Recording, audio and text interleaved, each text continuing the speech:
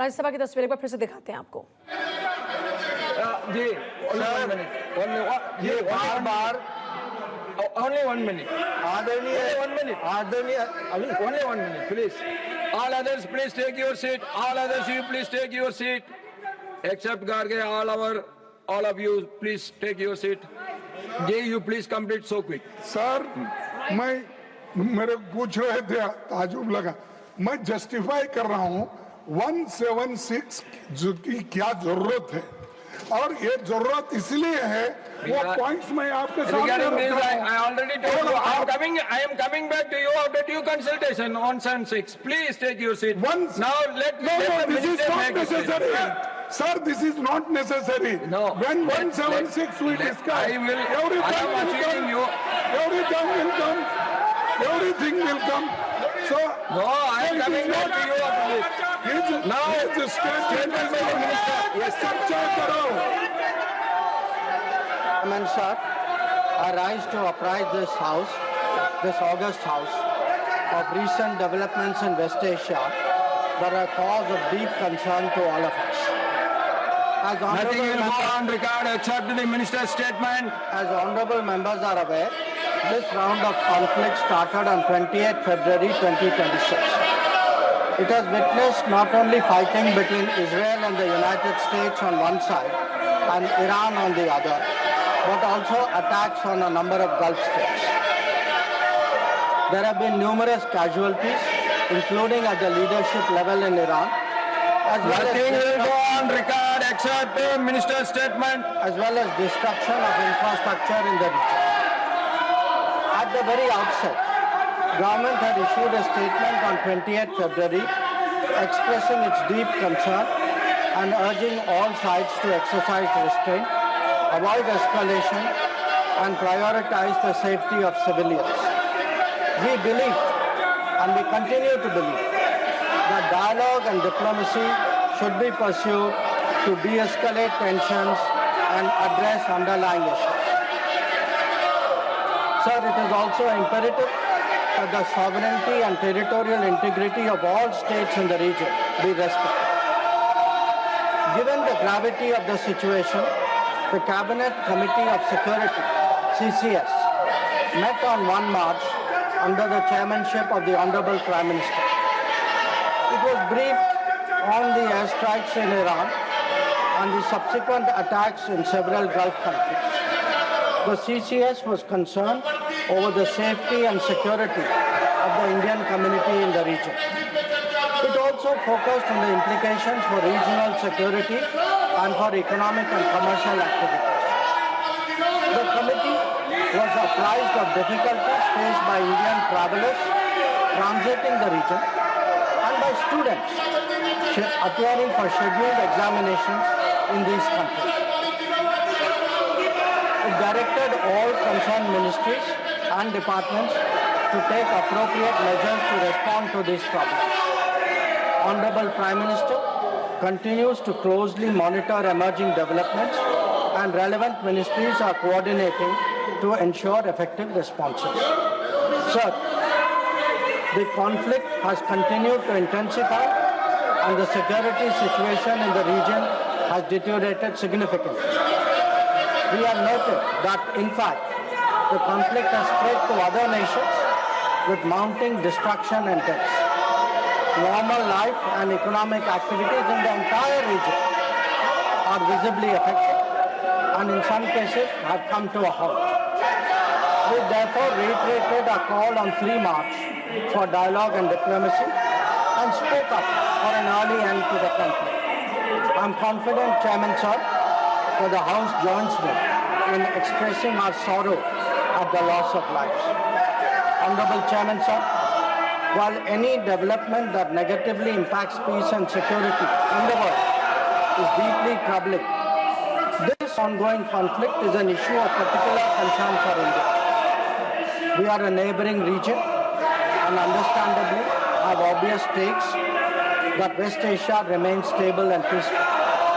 There are almost 1 crore Indian citizens who live and work in the Gulf nations. In Iran too, there are a few thousand Indians who are there for study or for employment. The region is key to our energy security and includes many important suppliers of oil and gas.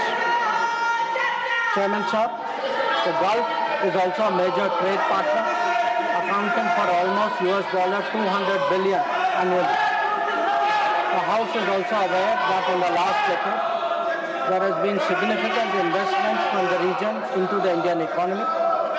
Therefore, serious supply chain disruptions and climate of instability that we perceive are serious issues.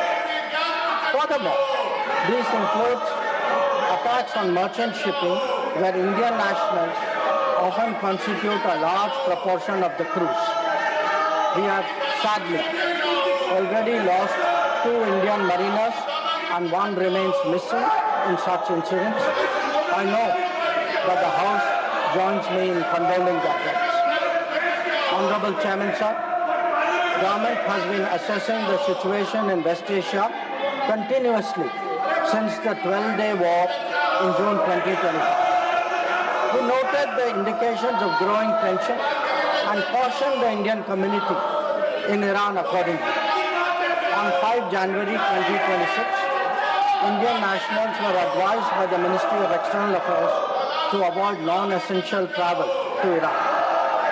Those already resident there were urged to register with the embassy, exercise due caution, and monitor the embassy website and social media handles. A second advisory was issued on 14 January, reiterating this advice to avoid travel in even stronger terms. The Directorate General of Shipping, Mumbai, in parallel, issued its own advisory on 14 January for Indian seafarers, asking them to follow embassy advisories and avoid unnecessary movement ashore. Recruitment and shipping companies were asked not to deploy or send Indian seafarers to Iran. Sir, reflecting our assessment of the evolving situation, the Indian Embassy in Tehran issued another advisory on 14 February, urging Indian nationals, including students, pilgrims, business persons and tourists, to leave Iran by all available means of transport, including commercial flights. They were asked to contact the embassy for any assistance and provided with 24/7 helplines. This was again reiterated in strong terms through another advisory on 23 February. Some heeded these advisories and have left the country. However, many others have disregarded them and remain in Iran. We are also in touch with our fishermen who operate out of Iran. This was the situation till 28 February 2020. Once the conflict commenced, the Indian Embassy has facilitated the relocation of several Indian students in Tehran to places outside Tehran. An advisory update with emergency contact helplines was issued on 3 March. Similarly, facilitation was extended to pilgrims for their internal movement. Indian nationals who were in Iran for business reasons were assisted to cross over to Armenia and return home. The embassy in Tehran remains fully operational, in fact, on the highest alert. They are totally committed to supporting the Indian community in this difficult moment and in assisting Indian nationals who may wish to cross international borders. Where seafarers are concerned, the Directorate General of Shipping, through an order of 2nd March, has constituted a quick response team for immediate response, coordination and support functions. This too will function on a 24/7 basis. Honorable Chairman, sir, I would like to inform the House through you that every Indian embassy in the region has similarly issued advisories. The embassy in Israel did so on 28th February and 1 March, UAE on 28th February and 5 March, Bahrain on 28th February, Qatar on 28th February, Kuwait on 28th February and 5th March, and Saudi Arabia on 20th February and 8th March, Oman on 20th February, Iraq on 20th February and 5th March. MEA has set up a dedicated special control room to monitor the situation and respond to queries from I those. will come back to let him complete his statement. Let him complete his statement. You are not allowing him to make the statement. That is not correct. Gargaji, that is not correct. I allowed you to speak. Let him complete the statement. I will come back to you. Let him complete the statement. Please. The MEA's latest update on this was issued on 7th of March. Honorable Chairman, sir, our diplomats have also worked hard to assist stranded transit passengers in hubs like Dubai, Doha and Abu Dhabi. They have facilitated international border crossings for Indian nationals, including from UAE to Oman and from Qatar, Kuwait and Bahrain to Saudi Arabia. Wherever there has been a partial opening of airspace, we have approved and undertaken commercial flights, including non-scheduled flights, to enable the return of Indian passengers. Our estimate is that as of yesterday, almost 67,000 of our nationals have done so. Sir, I also saw, today I was informed of a handout information put out by the Ministry of Civil Aviation, and this tells us of the efforts government is making. Yesterday there were 15 inbound flights operated by Indian carriers which arrived in India. On the 7th. On the 8th there were 49 flights and on the 9th there are 50 flights. So I want to assure the House that every effort is being made that those who are stuck in the region, those who are transit passengers who are there, those who need to come back urgently from this region, we are making every effort for them to do so. Chairman, sir, throughout this period, government maintained close contact with relevant countries.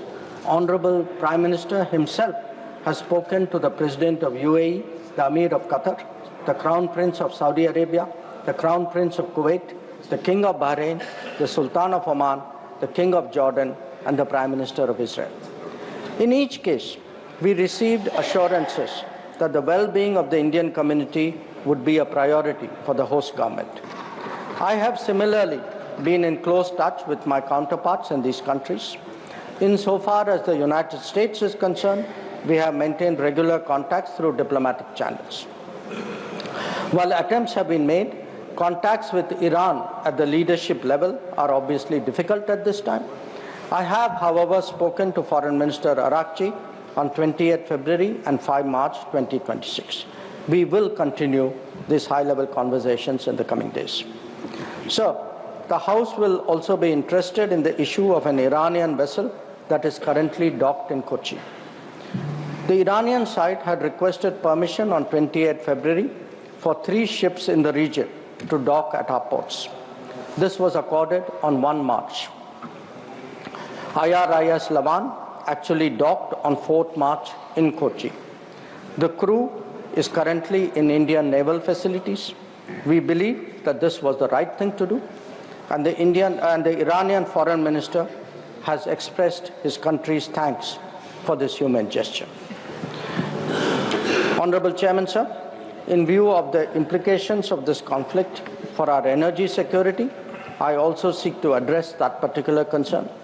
Government remains committed to ensuring that fully taking into account availability, costs, and risks of the energy markets. For us, the interests of the Indian consumer has and will always be the overriding priority. Where required, Indian diplomacy has supported the endeavors of our energy enterprises in this volatile situation. Honorable Chairman, sir, let me conclude by highlighting the 3 guiding factors of our approach. 1. India is in favor of peace and urges a return to dialogue and diplomacy. We advocate de-escalation, restraint, and ensuring the safety of civilians. 2. The well-being and security of the Indian community in the region is our priority. We will continue to work with the governments of the region towards that end. And 3. Our national interest, including energy security and trade flows, will always be paramount. I'm confident, sir, that the government has the full support of this august House on this matter. I thank you. Now, Honorable Leader of the House,